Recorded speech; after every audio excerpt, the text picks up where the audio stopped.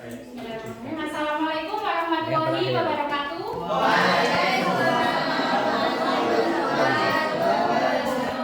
Nih. Selamat siang anak-anak. Bagaimana kabarnya hari ini?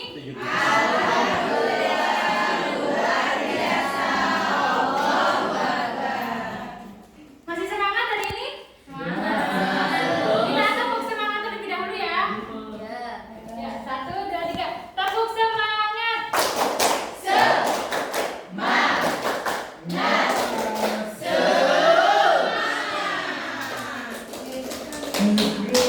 Nah, kali ini kita akan membahas mengenai Al-Quran dan keistimewaannya. Sebelumnya ada yang tahu Al-Quran itu apa? Kita bagi Allah, bagi Allah yang diberikan kepada Nabi Muhammad menandakan malaikat Jibril di dalam hidup. Sebelum kita bahas kematian tentang Al-Quran, kita bahas dulu mengenai sejarah turunnya Al-Quran. Al-Quran diturunkan oleh Allah Subhanahu wa taala kepada Nabi Muhammad sallallahu alaihi wasallam. Kurang lebih 23 tahun melalui perantara malaikat Jibril secara berangsur-angsur. Dimulai dari bulan Ramadan ketika Nabi Muhammad sallallahu alaihi wasallam tengah bertahan atau menyendiri di dalam gua Hira. Hingga hari terakhirnya ketika beliau melaksanakan haji wada, surah-surah dan ayat-ayat diturunkan secara berangsur-angsur. Berapa angsurannya?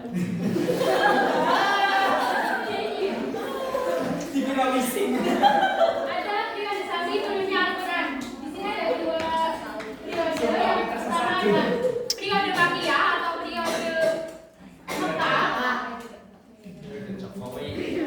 Nah, pada saat Ini itu ayat apa Al-Quran punyanya diturunkan Hulama itu kepada yang Nabi tadi Muhammad udah SAW kelas 5 tapi gara-gara kamera tidak menanggapi ini Pak kereset Pak. Nah, pada saat itu Punyanya Hulam videonya kereset gara-gara kamera tidak menanggapi kayak gitu.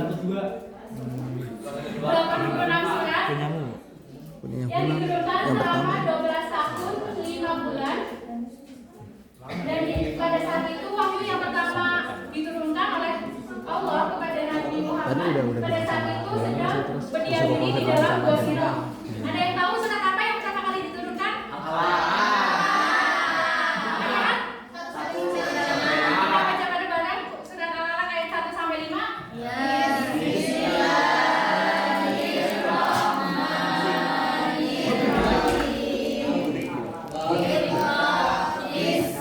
Rabbikal ladzi khalaq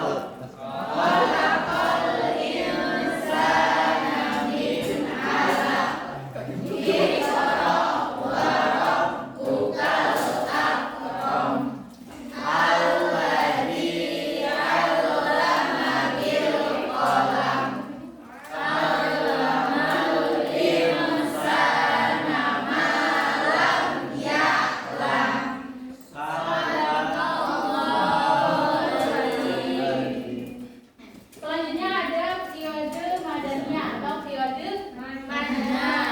Nah, pada saat ini ayat Al-Quran diturunkan kepada Nabi Muhammad SAW setelah Nabi berhijrah ke Madinah. Nah, pada saat itu ada 28 surat yang diturunkan selama 9 tahun 9 bulan. Selama periode ini Al-Quran telah mewujudkan prestasi yang besar karena penganutnya telah dapat hidup melaksanakan ajaran agama di Yatsrib yang biasa yang dinamakan dengan Al-Madinah Munawwarah.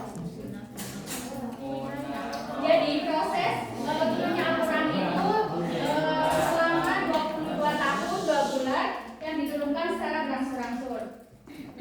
Selanjutnya ada sejarah pembukuan Al-Quran atau kodifikasi. Yang pertama ada Al-Quran pada masa Rasulullah SAW. Al-Quran diturunkan ayat demi ayat, surat demi surat, karena kefasihan dan keindahan bahasanya yang luar biasa, ia tersebar dengan cepat dan menakjubkan.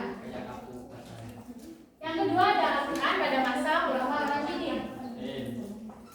Sesudah Rasulullah wafat, Ali bin Abi Thalib berdiam diri di dalam rumahnya untuk menghimpun Al-Quran dalam suatu mushaf secara urut Nah, dan belum 6 bulan sejak wafatnya Nabi, dia telah melakukan penghimpunan itu dan mengusungnya ke atas punggung unta.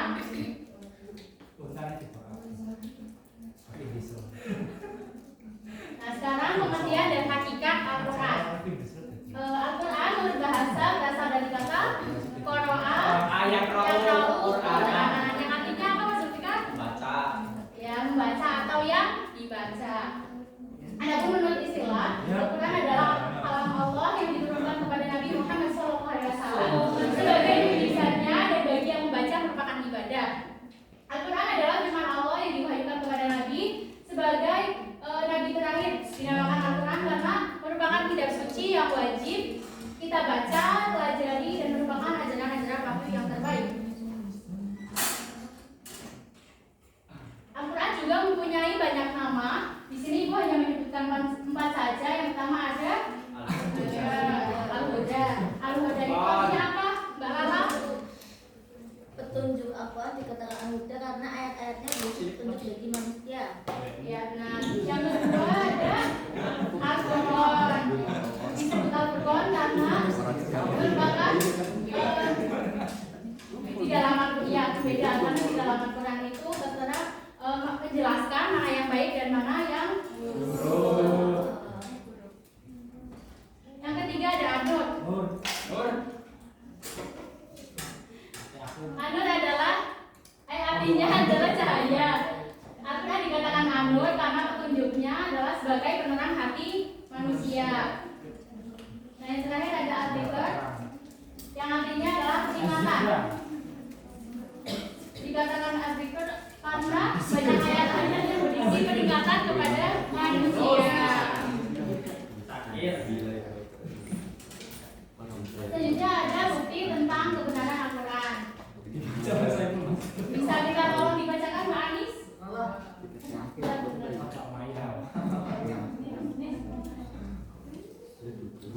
Ya, karena era kita Bacakan Mbak Anis Quran surat Al-Maidah ayat 48. Kelihatan? Tidak hanya saja. Dan kami telah menurunkan kitab Al-Quran kepadamu Muhammad dengan membawa kebenaran yang membenarkan kitab-kitab yang diturunkan sebelumnya dan menjaganya. Maka putuskanlah perkara mereka menurut apa yang diturunkan Allah dan janganlah engkau mengikuti keinginan mereka dengan meninggalkan kebenaran yang telah datang kepadamu. Untuk setiap umat di antara kamu kami berikan aturan dan jalan yang terang.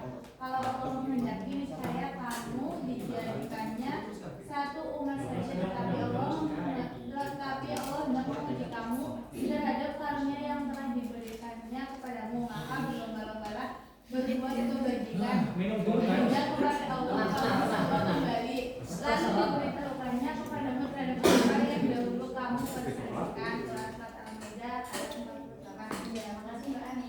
Nah, pada surat Al-Maidah ayat 48 ini menunjukkan bukti kebenaran Al-Quran yang dikemukakan dalam tantangan yang sifatnya itu bertahap. Yang pertama, menentang siapapun yang meragukan untuk menyusun semacam Al-Quran secara keseluruhan, dan yang kedua, menentang mereka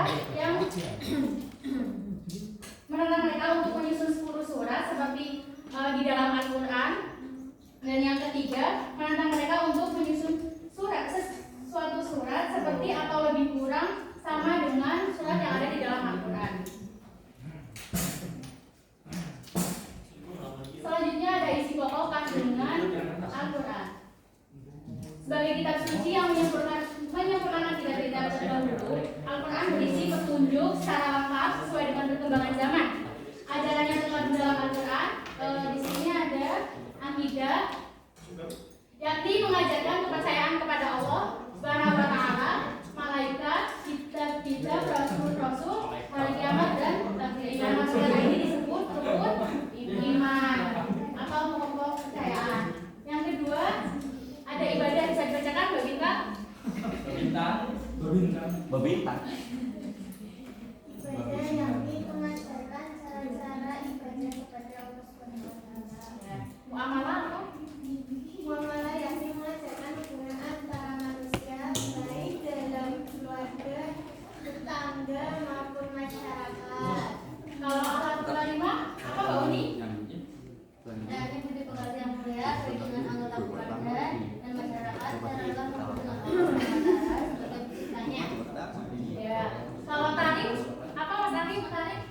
Nggak kelihatan, Bu. Ya, Nggak kelihatan. Iya, Kalau itu nggak usah ditutup deh. betul kan?